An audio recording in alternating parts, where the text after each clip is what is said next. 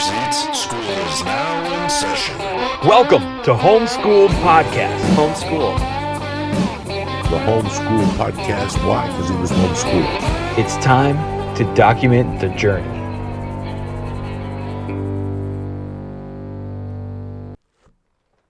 Welcome back to Homeschooled Podcast. I'm Augustino Zoida, the host of the Homeschooled Podcast. My co-host Kevin Lyons is still out of town, but he's here in spirit and good spirits, sending some well wishes over to Kevin Lyons. He still does a great job on all the editing.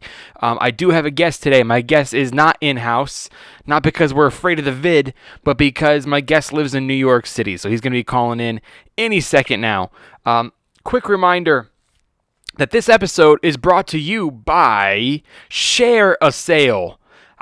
You guys have never heard me talk about Share a Sale on here before, but I've been working with them for a very, very long time. Listen, do you have a podcast of your own? Do you constantly wonder, how do I get sponsors on my podcast? How can I start making money on my podcast? Listen, guys, Share a Sale is where you want to go so that you can start earning revenue on your podcast, so you can start having sponsors and reading off, ads or promoting some great products like I do here on my podcast. So if you have a podcast and you're wondering, how do I get sponsors? Click the link in the description to go to Share a Sale, okay? And you fill out an application, you get approved, and there's a bunch of merchants on there that offer products, services, and and once you get approved for each one, you can just start selling them as well. Okay, you guys, that's what I've been doing. It works great for me. And then they give you the links, they give you the promo codes, and every time somebody uses your link, you get paid. Also, if you have a business and you're wondering, how do I get a podcast to sponsor my business? You can also click the link in the description to sign up for Share a Sale as a merchant instead of affiliate. So you can sign up as a merchant, put your business on there, and people who have podcasts will come and they will apply to be your podcast and vice versa. Okay, so guys, that's how you get sponsors for your podcast. And that's how you get paid. So click the link in the description. And remember, if you have a podcast and you want sponsors, you're gonna sign up as an affiliate. If you have a business and you want a podcast to represent you and to promote you, you're gonna sign up as a merchant. Okay, you guys? Click the link in the description. Start making money on your business or your podcast today. Also, this episode is brought to you by Puffy Mattress, America's #1 voted mattress, because they give you 101 nights free sleep, all right? Zero risk for 101 nights to try it. If you don't like it, guaranteed your money back. But listen, guys, I got to tell you, after having the thing for maybe, I don't know, a couple of weeks, I already knew that it was an awesome mattress, because my back pain, which I had for years and getting worse, every time I woke up with back pain, all of a sudden went away. Puffy Mattress is made in the USA. It's voted #1 memory foam mattress that's delivered to your door. Out of all those billions of ads that you see for mattresses, Puffy is the best.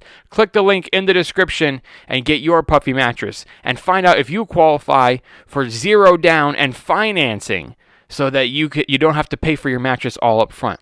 Because the importance of a good night's sleep is honestly more important than you think.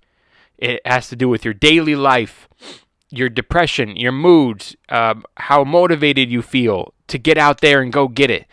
So guys, Puffy Mattress is the way to go. Click the link in the description. All right, let's give a call over to my guest, Ryan Hernandez. Ryan is a stand-up comedian who I met when he was doing comedy out here in LA, and then he decided, you know what, I'm going to move to New York and try that comedy scene, and that was a few years ago, and I honestly haven't heard from him since, so it'll be nice to catch up. Let's give him a call.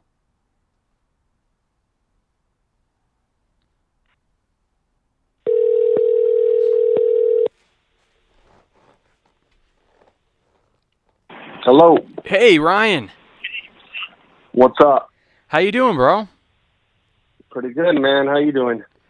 Dude, I haven't talked to you in a very long time. I'm doing okay. Doing okay? What's it been, Augustino? 6 years? 7? Probably 10? no, not 10. No, it's not. Maybe 5 or 6.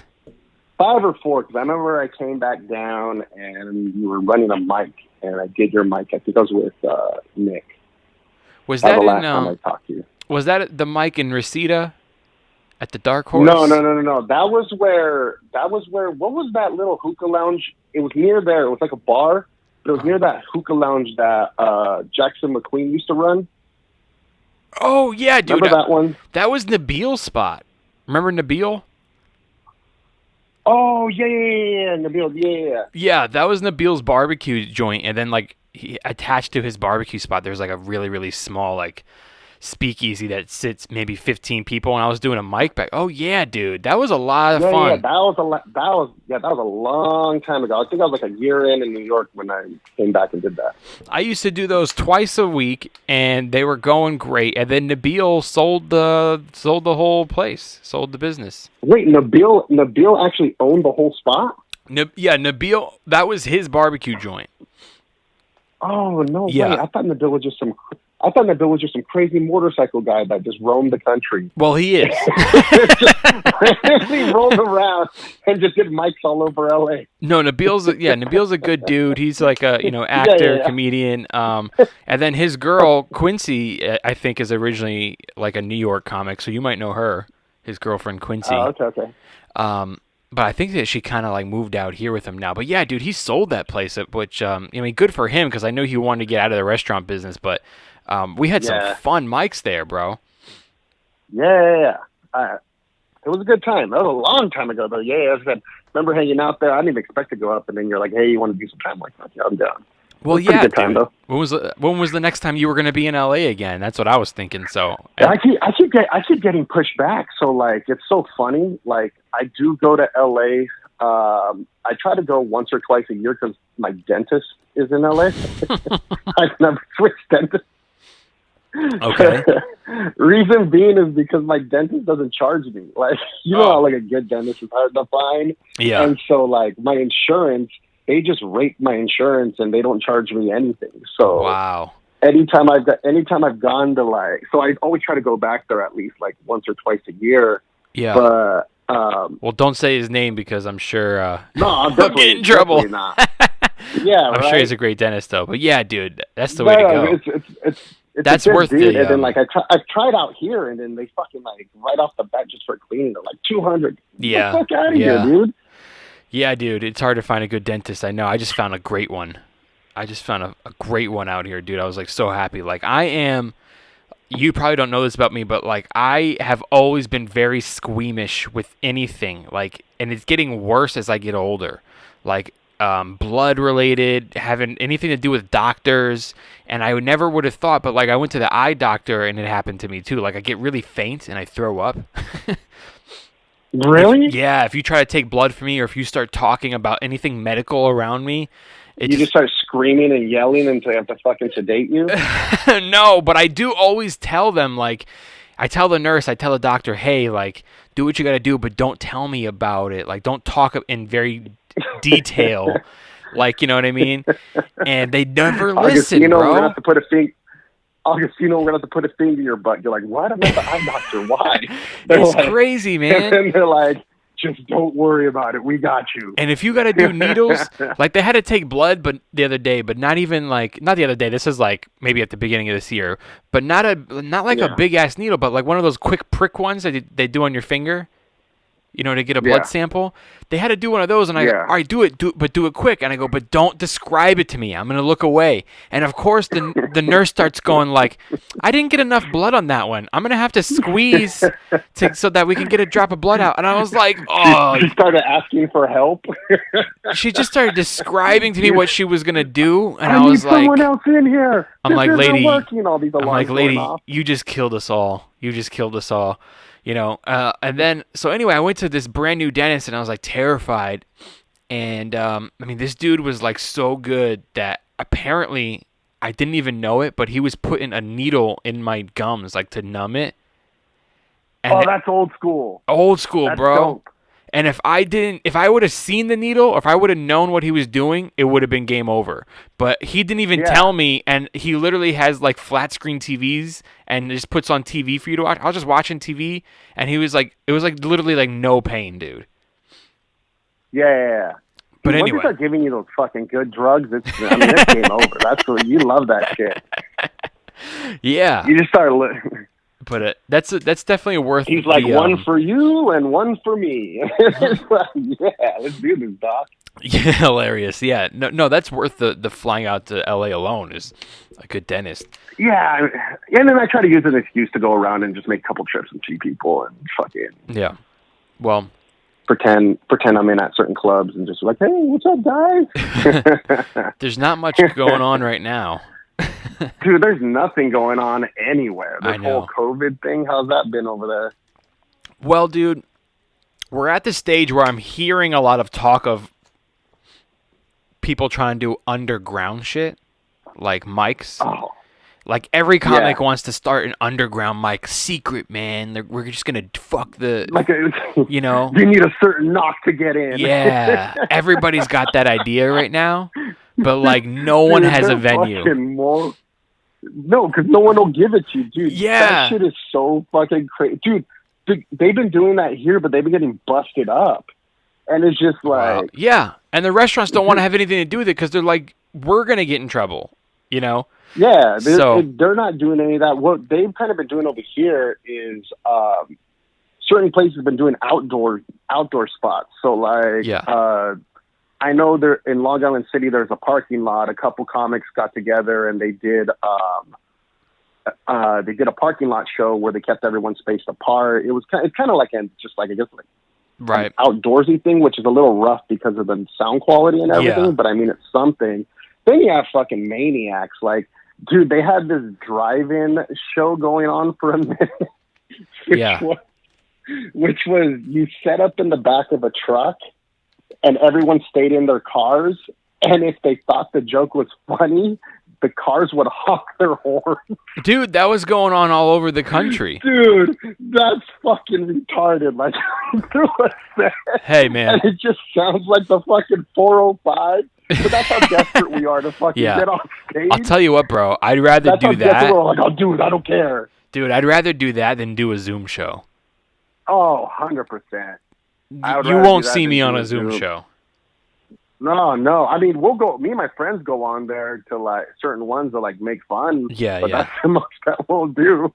A podcast, like I'll do it on a Zoom show, but I'm not doing. I mean, that's genuinely conversational and just trying like actual normal what Zoom was made for. I mean, it's made for conferences, but I mean like that. Right. Having a show like that is fucking. They're just all been brutal. Yeah. Somebody asked me today. Every pitch. Someone asked me today, dude. They're like, "Do you want to do a Zoom show?" And I was like, "No, thank you." And they go, "Why?" I go, 2 reasons. Number 1, that's not stand-up comedy. I go number 2, Zoom is a spying device for China. So all your jokes are gonna get stolen and put up in China. Dude, you know shit. You know shit is fucked up when you go to the haha with an idea for an underground comedy show and they're like, "Are you crazy? We're gonna get in trouble." Dude, they ban you even for bringing it up. Dude, we're not open, but you're still banned. No, but they don't. You know, they're playing it smart, man. They don't want to have anything to do with it. They're like, our liquor license is on the line. We don't want to get fined. So yeah, it's just It's crazy. It's crazy just how people. I got COVID. I got sick off that shit. Did you really?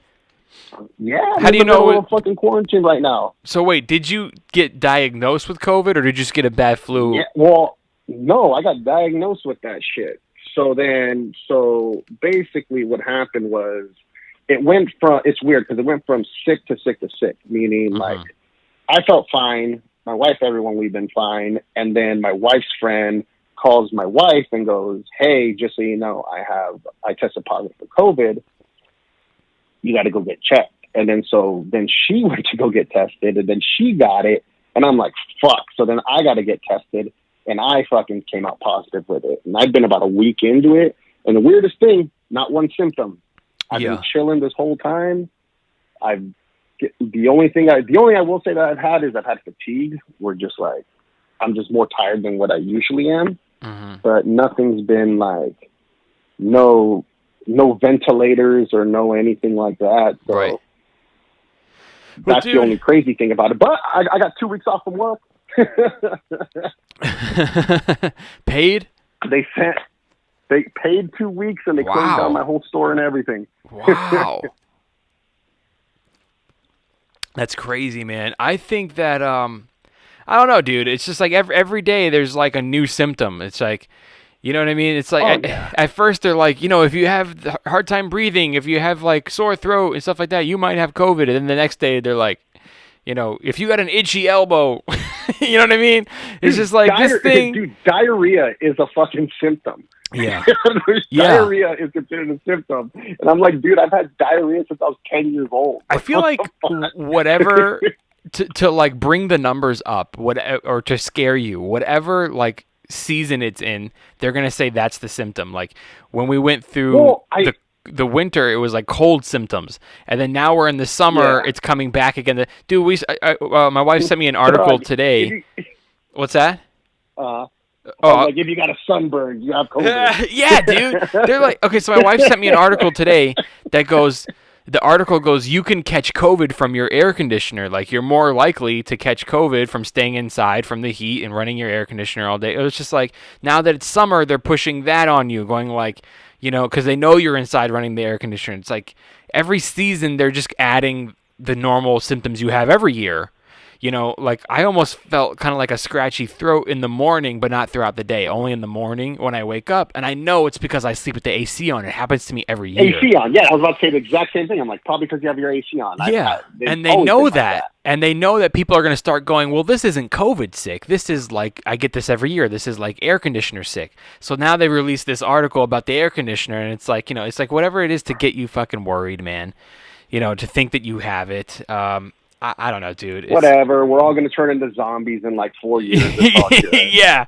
Right now is not even the bad part. It is. It's gonna. We're gonna grow like extra limbs and shit. We're in the Renaissance era of COVID. Then it's gonna, whatever they made it with is going to kick in. We're going to be biting people. There's someone going to shoot me in the head, and it's all good. And then they go. Oh, yes, you might as well live now. No, but then they go. Like. Oh, but like, do you have any symptoms? And you're like, no, I have 0 symptoms. And they go, well, that's a symptom. You're like, really? Like you didn't even have symptoms, but you got diagnosed with it. That's a symptom of not having symptoms. Yeah, like you're corona. No, dude, that test though is fucking vile. Have you had it? Hell no. Have you had to take it yet? Hell no. Oh my god. I know. Take it if you need to, but it's fucking. I had to take it twice. Oh, so did they go up your nose? Oh yeah, dude, it's so fucked. So like when I don't tell me about it. I'm gonna faint. Hold on. There's 3 different ways. There's 3 different ways you can get it.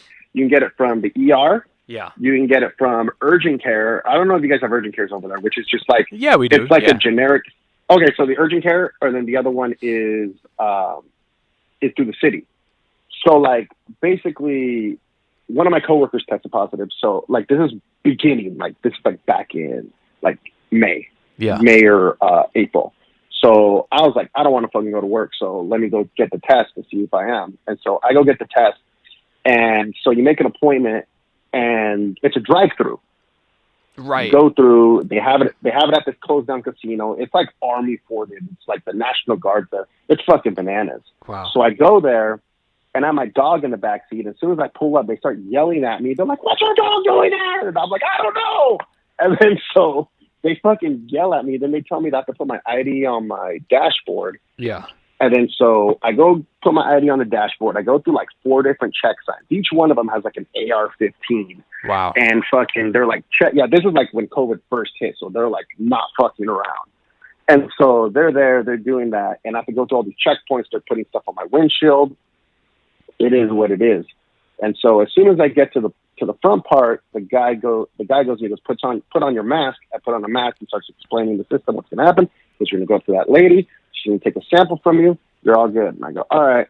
And so as soon as I pull up, the lady, she fucking has me pull down my mask. And you already seen this, dude. It's like a fucking thick ass Q-tip. I've seen the videos. It's like, oh, dude, it's like a Q-tip, like no joke. It's probably like a good foot long. Yeah, I know. And it's like, dude, like I'd rather get the old school STD test where they put a Q-tip in your dick hole than to get that fucking thing in my nose. So what happens is, bro, no more detail. What happens? No. They put it in to a certain point to where your nasal cavity is, which is fine. That's not an issue. We've all done cocaine. We know how that goes. We're like, I'm fine. And then they push past that. Dude. So when he did it to me, my eyes got all watery, and it doesn't hurt. I'm not taking that test, bro. It does not hurt. You don't understand. It doesn't hurt. You don't understand. It's not about pain. It doesn't hurt. It's not about pain. But it just feels like you're getting violated. I'm fainting and or vomiting, dude. I cannot take this test. Augustino, he pulls it out, and I sneezed all over the dude. Oh. Because, like, I don't know, I guess, like, it hit a sinus or something like that. So right when he pulls out, I go, achoo, and he starts freaking out, and then they start screaming at me. Two dudes start pointing AR-15s at me, and I'm like, oh, fuck. And then my dog gets excited because of that and just starts barking and going wild in the back seat. And, like, it literally was, like, 15 seconds of chaos, which seems like nothing, but it seemed like an eternity. Right. And then I just couldn't stop laughing because the dude was freaking out that I sneezed on him. But that test was a negative test. So no one caught anything. Oh, no so you harm, had to do it twice. I got, no. That one was fine. So, like, I tested negative, nothing happened.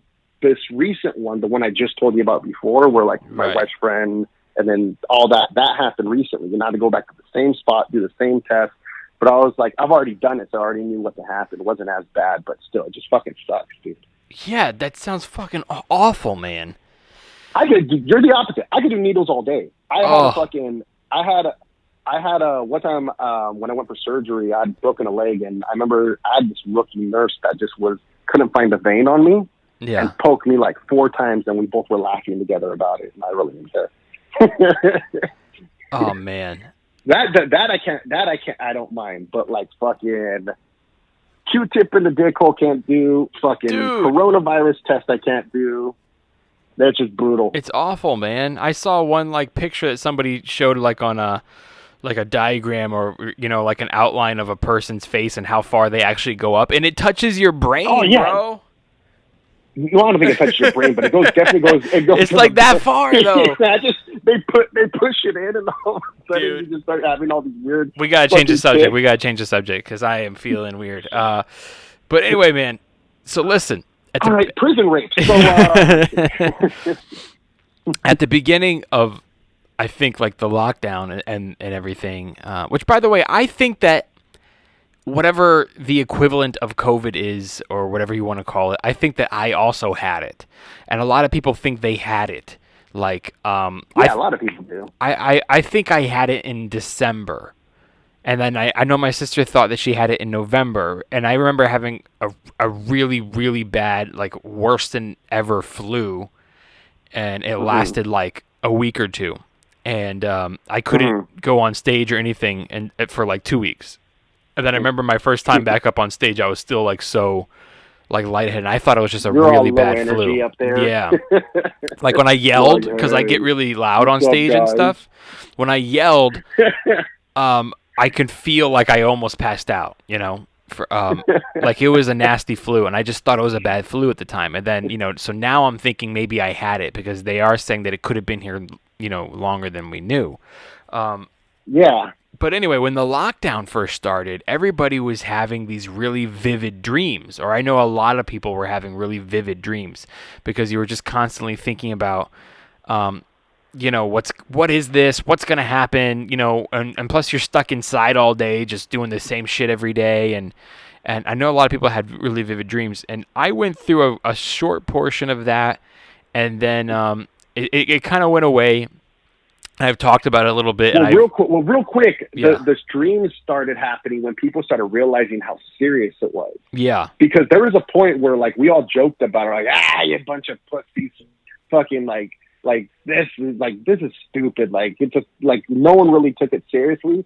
But then there was a point to when the kind of lockdown started happening, and then, like, I don't know how it was in LA, but, like, I know for us here, like, for me, the turning point because Brian Day, right? Yes. You remember? Yeah, he's out there in New York too, right? Yeah, so yeah, he's out here, and we were supposed to do a show in Philly.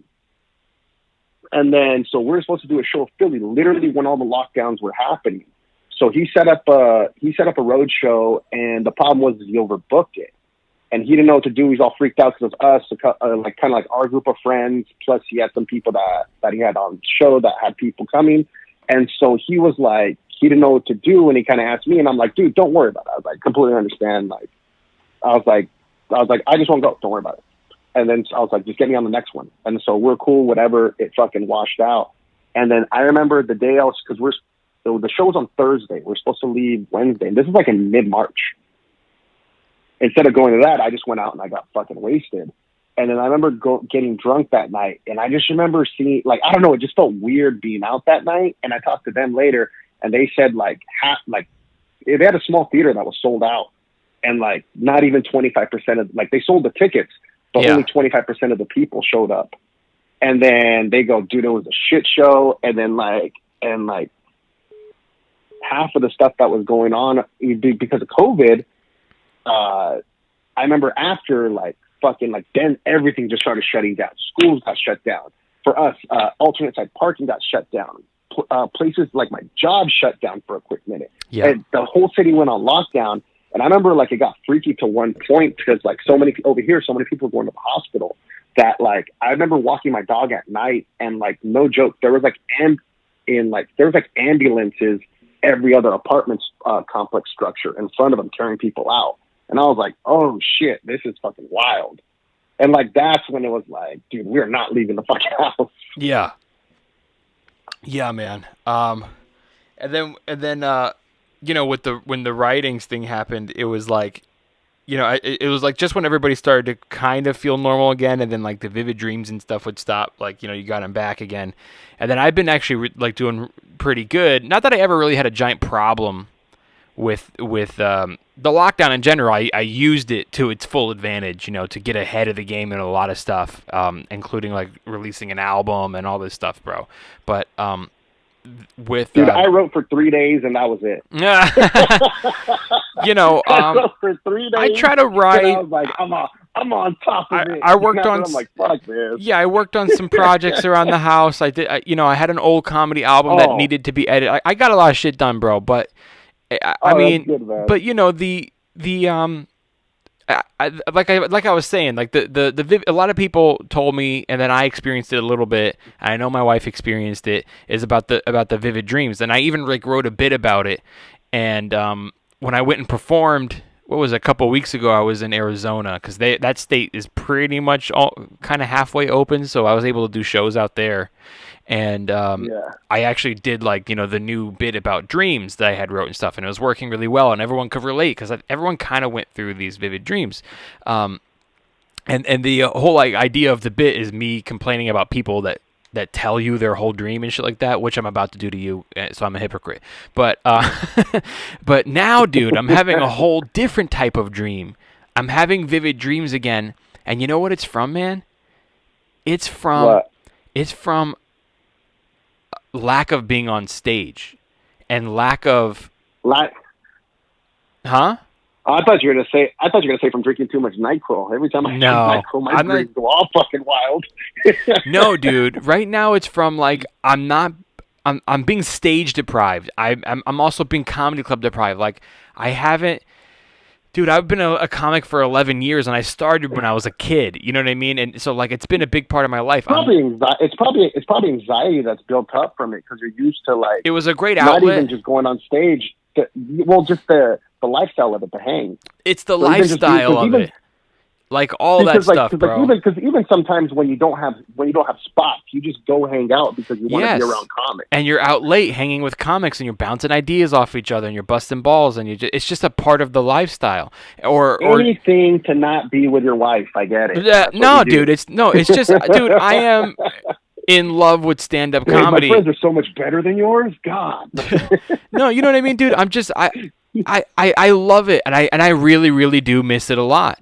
And now I'm starting to have dreams, like, almost every night about performing, like me being on stage or me sitting in a green room and waiting my turn. And it's actually gotten to be this vivid, bro. I'm actually having a dream where I'm sitting in the green room like the entire time while the opener goes on, the host goes on, you know what I mean? The feature goes on, the headliner You goes forget your on. jokes? No, dude, I go on and do a whole set in my dream.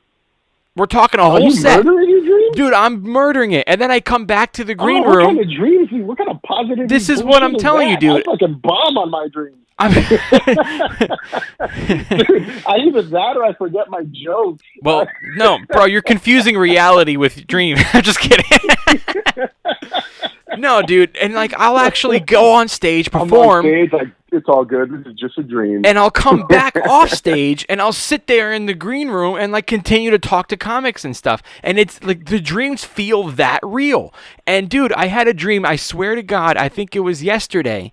And this is why I thought to hit you up, because I haven't hit you up in years. I haven't, even seen you in years. So yeah. I hit you up, dude, because I was doing a show in my dream, and I don't remember where I was, but you were right before me. Like, being awake, I'm going to be honest with you. Awake, I haven't thought about you in a really long time. You know what I mean? Yeah. Asleep, all of a sudden, you're the comic before me. And you went up, dude, and literally, I can remember... Well, right now I don't remember like all your bits and stuff, but I in my dream I sat there and watched you do an entire set, you, in your voice, and it came back to me like clockwork, bro. In your like rhythm, in your like when you that laugh that you do after you tell a punchline, like everything, bro. Was it me or was it Henry Hernandez? Oh, Hector. It was Hector. We used to call you Hector. But it was, and you know what's funny? Like right now, if you told me to tell you one of your bits, I couldn't remember them. But in the dream, they were just, I was remembering them all. It was like you were performing. It wasn't my imagination. Murdering? Dude, you were having a great set. I mean, you know what I mean? I mean, I killed it more. I mean, an okay set? I was just kidding. It was an okay set. Ask you this. Will the booker book me again is what I'm asking. Will it be good enough to come back? But, bro, it was so weird. And then somebody went on after me, and I watched their whole set. And it was so crazy. You're like a headliner of your own show, your own dream show? What the fuck is going on? That's hilarious. Dude. In my dream, I wasn't even the headliner. That's how much I've been featuring. Oh, man. It's just normality for you? Yeah, and I'm not going to lie to you, bro. Hilarious. That all literally happened. And I woke up and I was just like, I can't believe I remembered like everything in my dream about your set and your tonality. And then I hit you up that day and I was like, dude, we got to get this guy on the podcast. You know what I mean? I'm like, I haven't heard from him in forever, but that's literally what made me think of you. It was fucking crazy, bro. Well, I'm glad we got booked together in your fucking your dream show. Yeah, my dream show, which I wasn't even the headliner. All those emails finally paid off. Yeah, emailing, hey man. That's how bad comedy is right now. In my dream, I was making 500, and that was sweet. And he still had to talk to you after the set. Like, hey, can I talk to you for a quick minute? Yeah, look, man, we didn't, because of COVID, we didn't have the show as many people as we thought we were gonna have. Yeah, bro. I went up to afterward. I was like, bro, you didn't bring 5 people. He's just telling you that. Even in my dream, there wasn't a lot of people. Everyone's been locked in. Everyone's been locked in. We've just been having fucking dream sets. Comics have just been trying to fucking cancel other comics. Like, that shit's fucking brutal. Have you heard of that? Have you heard of Seth Simons? His whole thing? About what? You know who Seth Simons is? Seth Simons. I don't think so. Yes. So, little quick, so there's a comic out here, good dude named Shane Gillis. He got a spot on, last year he got booked on Saturday Night Live as a cast member. Okay. This guy, Seth Simons, is a comedy blogger.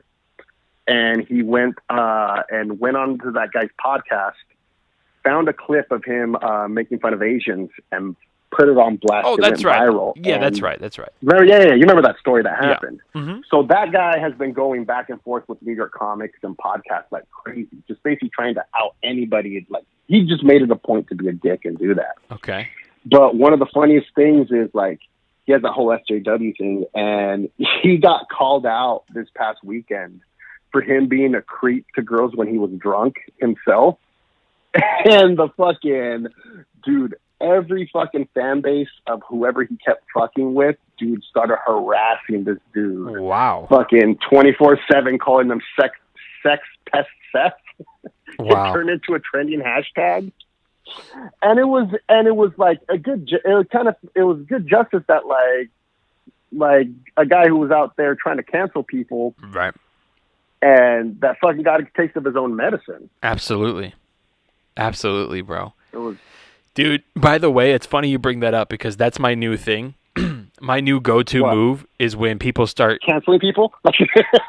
well, when people try to cancel people by spreading rumors that they have zero facts on, or go like, yeah, he was a dick to me, or he sexually harassed me, just try to cancel people for stupid shit. My new go-to move is when someone tells me that, I go, you know what? I heard that you kind of, like, from several different women, I heard that you sexually harassed them.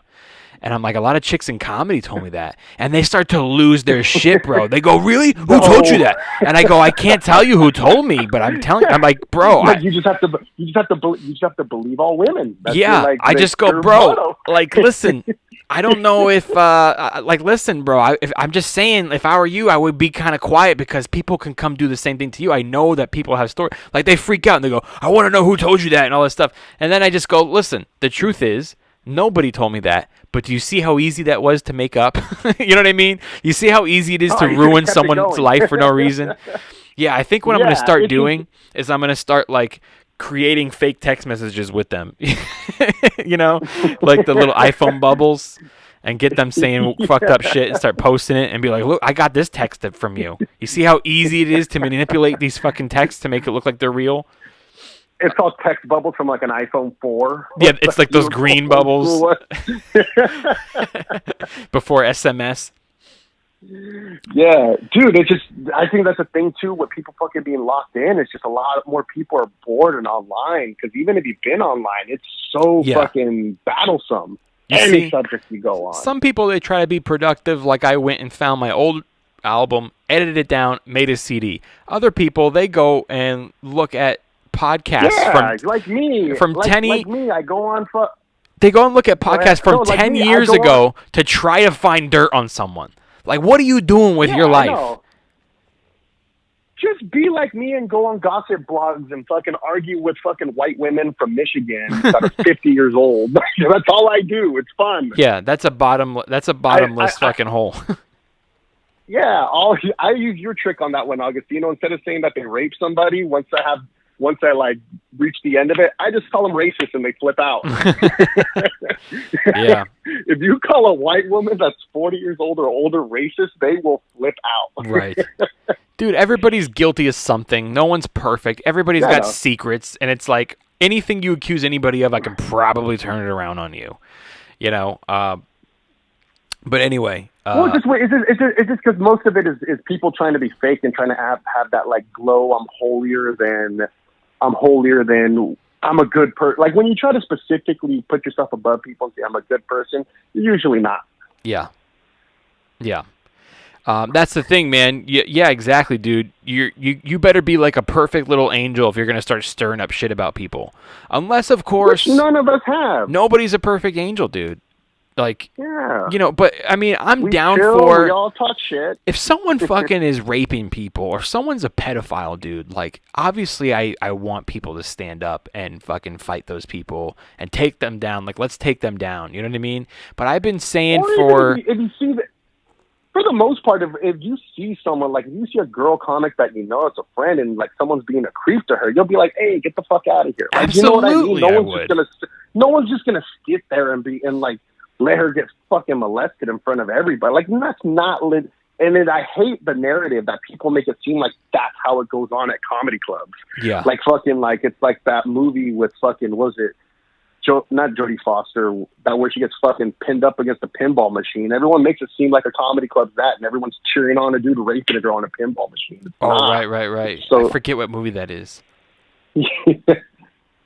I know what and you're then talking there's about. like a bunch of open micers are just cheering on the headliner. Yeah. No, that doesn't happen. That's the one time, most of the bro. time That's the one time you want to be the opener. You don't want to be the headliner in that situation. Unless you're a dirtbag. Some people like headlining those shows. Yeah, dude. Fucking terrible. Dude, I've had female comedians back in the day when I used to, manage the club. I had female comedians who were my friends tell me, like, so-and-so makes me feel uncomfortable or sexually harass me, or so-and-so, like, won't put me on stage unless I do stuff to him. Like some girl actually told me that one guy who used to book a show, like, told her, like, oh, did you bring 10 people? And she was like, no, I only brought 5. And he's like, well, I'll still let you go up, but you gotta suck my dick. Like, there are really guys out there like that. And I have told these women, and at the time I ran a comedy club, and I told these women, like, I know that dude. Tell that dude if he doesn't put you on, like, he's getting banned at this club. You know what I mean? And it's like I would be like, tell that dude if he fucking says that to you again, like, I'm gonna get him banned at every club in this town. You know what I mean? Like, you gotta fight that way. Like, you have to. But but some of these situations that people are just taking advantage of and kind of twisting the truth and, making something out of nothing, and it doesn't bring any justice to the people that are really victims. Well, yeah, it makes it harder for people that real stuff's happening to fucking actually it puts less validity into what they're saying or stuff that's happening. It's almost like crying wolf, Yeah. But anyway, Hector, I'm just kidding. Hector's my rapist name. Chill. Is your middle name Hector? No, it's Mike. It's Mark? Michael. Oh, Michael. Dude, I literally have your name saved in my phone as Ryan H. Hernandez.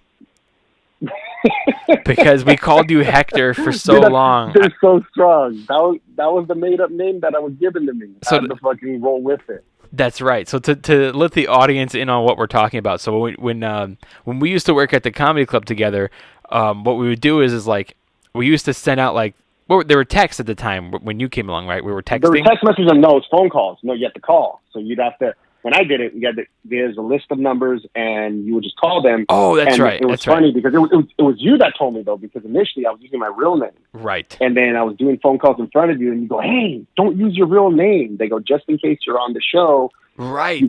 They come and see you. They go, just in case they see you, they're going to be like, hey, that's the guy who called me. And they go, it makes it weird. Just make up a name. They don't know who you are. Yeah, and then exactly. I was just like, I don't know. And then I was like, stuff so fresh and green, I didn't know on the spot. And you just go, Hector, you look like a Hector. And we started laughing, and then we started using Hector for everything. And somewhere along the line, I thought it was your middle name because it stuck. Yeah, and you do look like a Hector. Like I was Mexican. But dude, yeah. So like a lot of comedy clubs do that, by the way, for whatever their promotional tactic is, like phone calls, texting, emails, or old school New York. Adam Hunter will tell you he used to go out there and bark and just. I don't know if they still do that. Yeah, that's what I did. Well, not right now, but I mean, I started doing that when that's how I got most of my stage time when I first came to New York, which was you'd bark outside of the show, and what they would do at that point is some clubs do it differently. Some places, like comedy clubs, you have to actually bring in a certain amount of people for them to let you on stage. Yeah. That's one verse. Some other places they go just for being out there, and like whether you brought in people that you didn't, as long as they got a show going, they'd let you go on stage. Oh, that's cool. So it just depended on whoever was running it. So now when you're standing out there, are you selling tickets or were you giving them away? Pretty much everything's free shows. Almost every you can sell tickets. Those are for like more of the regular clubs. Mm-hmm. They sell tickets, and the incentive is you get to keep whatever they have. You pretty much have to buy them off of them, and then whatever you can sell the tickets for whatever price you want, and keep the rest. Wow. But most of the ones that I did were just free shows, so just like you got to get people there. Yeah, comedy clubs have been doing different tactics like that for you. Some of them still do it, but when we worked at the Haha, it was phone calls. Eventually, I think maybe after you left, it moved to text messages. But yeah, dude, we have to just cold call.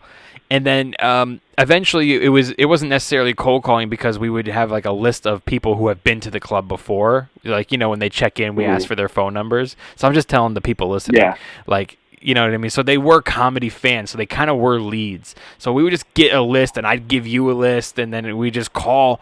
And we don't have our own we had our own little personal notebooks. Yeah, that's right. We had our own little. I might said Hector on it. That's right. It said Hector, and then you bring your notebook. You go like, "Here's are the ones I get," and you tell people, listen, you won 10 free tickets to the comedy club, and they're like, they get all excited and shit. Oh my God, we won! Really? You go, yeah. So do you need all 10? And they're like, yeah. Or no, I'll take 5. So then you write down their name and you put 5 tickets and the phone number, and then when they actually show up, we'll like check that they showed up, and then you would either a lot of comedy clubs like they'll pay you per head that you went up, or they'll let you go on stage if you got enough people to go, or they'll give you stage time and stuff. So that's how it works. So yeah, dude, I always felt weird. At first, I was using my real name, and then they would come and go, wait, you're the guy that gave me the free tickets, and now you're on stage. No, it wasn't. It kind of seemed like a scam, and well, yeah, it'd be like that with barking. So what would happen was you'd get people into the show, and then they throw you up, and then it's so funny because the audience, for the most part, the audience would kind of be like, like this guy when they would do that, and when you first do, everyone does it the first time. Like when they first start barking, is they address that they saw the people outside, and that just makes your set weird. Yeah. So for the first couple of times, then later on, as you get seasoned, you just ignore it and just do your normal set. I know. It's funny because they go along with it. I hated shit like that. Address it. Yeah, you thought you had to address it, and then you realize people didn't care, and then and you just made your own set weird. But then, that was actually kind of a weird one because you would see people, and then that's the only thing I hate about barking.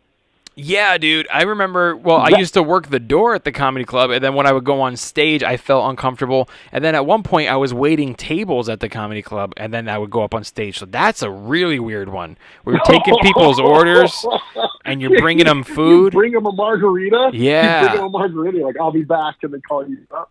Dude, one time I went on stage, and I fucking murdered. Like, I had a crazy killer set. And then I got off stage, and the second I walked off stage, the owner was like, hey, one of the servers didn't show up. Can you go take orders from that table? And I went and took orders, and I was like, hey, what can I get you guys? And they were like laughing. And I'm like, no, seriously, what can I get you guys? And they're like, what? Oh, though, imagine sucks, dude. Bombed, how fucking bad that was. Oh, it's even worse. Bombed and then had to go back to the table. They feel bad for you. They give you an extra tip. But I always felt uncomfortable with that stuff, so I changed my name, and then you were Hector, and I was Jim. You remember that? You were Jim? I was Jim. I always chose Jim because I was always a big fan of Jim Carrey. My mom's father, my mom's stepdad's name was Jim, and he's a good guy. And I always went with a name that was like 3 letters so that it was easy to remember. So if at any point you lived in Southern California and got a phone call or a text message from a Jim for free comedy club tickets, that was me. that was him. And he was Hector. Also, if you got a margarita from somebody who was fucking on stage, that was also Augustina. Do you remember Rico? Yeah, I remember Rico. You know what's so funny is when I first started, I thought you guys were like twins, but then later on, I'm like, no, they're completely different. Dude, I shape-shifted to different people because my weight fluctuated so much all the time. Like people, because me and Rico were both Italian, and he used to tell everybody his name was Anthony. And then we were always constantly working together side by side. And to tell you the truth, bro, if I showed you a picture of him young and a picture of me young, which we've even showed each other's parents, they're like, holy shit, we do look like exactly alike. I actually showed a picture of Rico young to my mom, and she really thought it was me. Oh, no way. And then other times, I got really heavy at one time, and when I stopped working at the comedy club and I just wanted to pursue being a comedian only, when I went out in the real comedy world and started to really get to know people and stuff like that, they literally started calling me Jack Jr. Like really? So many people thought I was Jack Jr., which like I don't really look like him at all. But I guess I was like a little bigger. You know what it was? It was bigger. The beard probably you had, and then a backwards hat. Yeah. That was a Jack Jr. uniform. And then I think that I worked there so much that people thought that I was their son. You were getting mad because they kept calling you that, and you were wearing a Sucia shirt. Yeah. I was. A couple times I have worn a Sucia shirt, which Jack Jr. sells. Oh, look like Jack Jr. He's all wearing his merch. I have a picture of me and him both wearing that shirt. But no, seriously, dude, I think I used to work at the club for so long, and I was there so many hours and did so many different jobs, from, promotion, comedian, Dude, waiting tables, managing the club. When you worked at that club, like, regardless of what it was, like, it was just like no rules. You did everything there. I did, dude. I cooked. I remember one. Like, I booked the shows, I cooked, I ran the light, the shows. I remember what did I do? I did that. I DJ'd. Yeah. And I remember, I think one of the bartenders was late, and they had me make drinks for like 10 minutes. Yeah. If you have a pulse, like, you can do it. And I was a door guy. I remember I was a door guy too. I could see people early on in the show. That's right. And I ran. Dude, I remember, like, it was so crazy. Like, my first 3 months, I ran a show with. I had no clue what I was doing. Hey, they gave me a show with Matt. Say what you want, bro, about the Ha Ha Comedy Club, but they do not discriminate.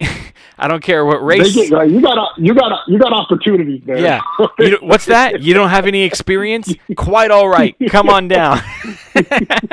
But you've never worked a job. You've never worked a job in your life. Cool. Come, you'll wait tables for us.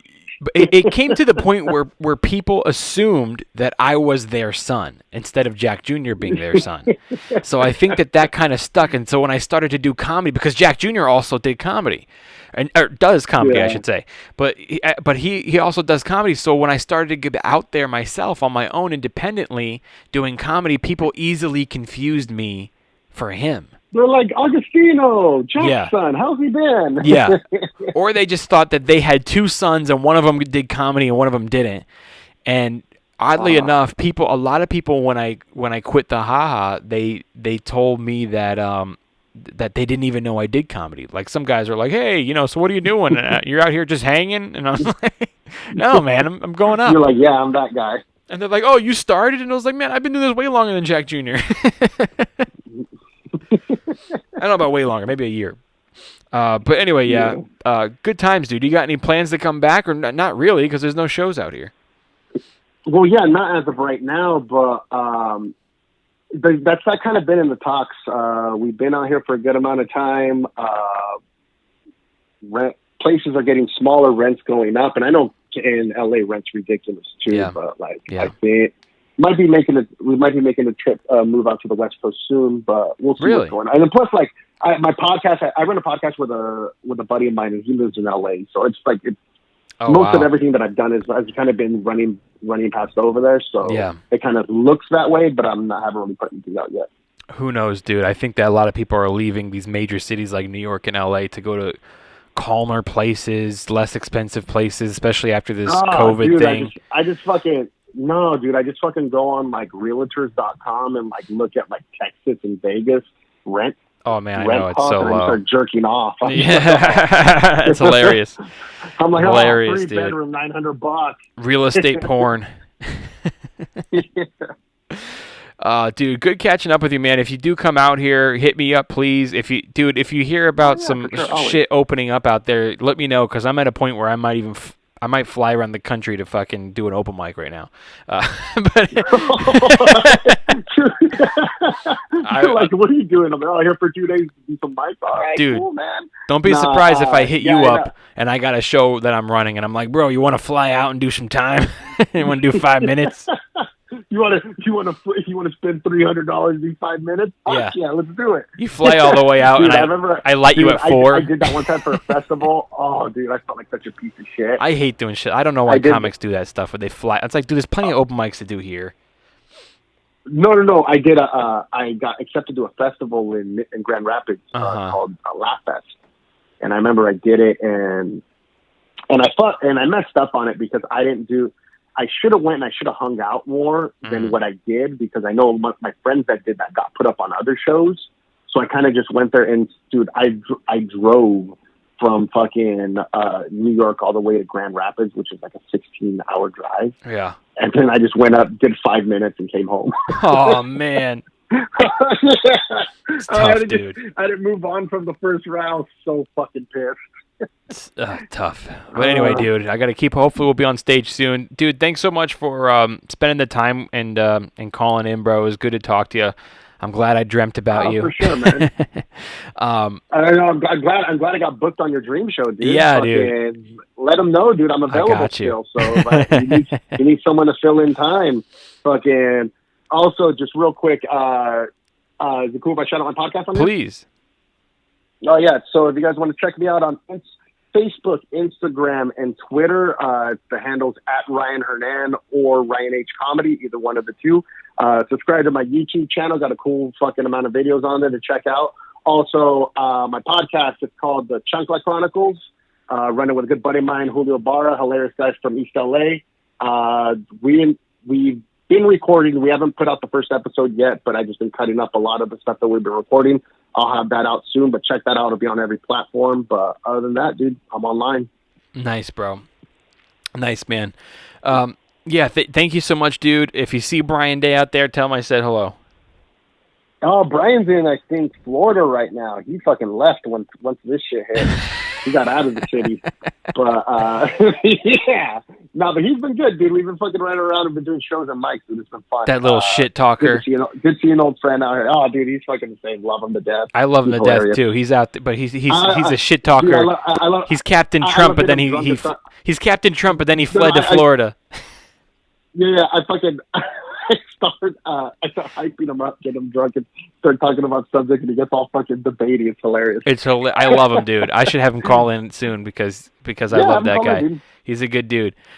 Anyway, dude, thank you so much, and I'll see you soon. I don't know, Paul Augustino. Later, buddy.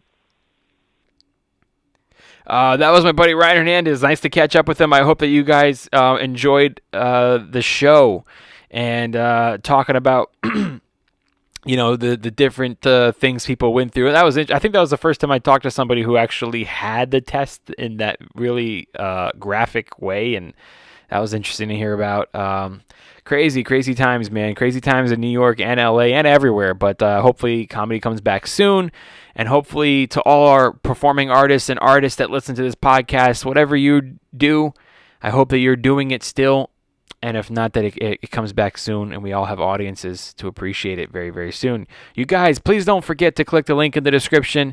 If you have a podcast, please click the link in the description for Share a Sale. Share a Sale is a great way to find sponsors for your podcast. Or if you have a business, it's a great way to find a podcast who can promote your business. So click the link in the description if you have a podcast and you want to get sponsors and sign up as an affiliate. If you have a business and you want podcasts to rep you, sign up. Click the link in the description and sign up as a merchant. Also, don't forget about Puffy Mattress. It's time for a good night's sleep. You guys, $300 off your mattress plus one free King Puffy pillow, which just makes the fucking thing complete. You guys, you got to get the pillow if you're going to get the mattress. It's just so totally worth it. So $300 off, you got the free pillow, you have 101 nights to sleep on it, guarantee money back, and some of you may qualify. You just got to fill out the if you got pretty decent credit, you'll fill out the thing and you'll get approved for $0 down and you can make payments on it. Otherwise, you gotta buy in full like I did because I'm a fucking bad credit fuck. But anyway, you guys, click the link in the description, all right? And please go to homeschoolpod.com, click on sponsors. The links are also there. And while you're there, click on merch. And please check out our new t-shirts, the Document the Journey t-shirts. It's dope. It has a peace symbol on it as well as a podcast symbol on it. And it just blends really well together. I'm really excited about this new logo. So pick up a t-shirt or a sticker or something at homeschoolpod.com. I want to give a big thank you to Ryan, a.k.a. Hector Hernandez, for calling in. I want to give a big thank you to Kevin Lyons for all his hard work. And, of course, to all of you who continue to support the Homeschool Podcast or are trying us for the first time. We'll see you guys next time.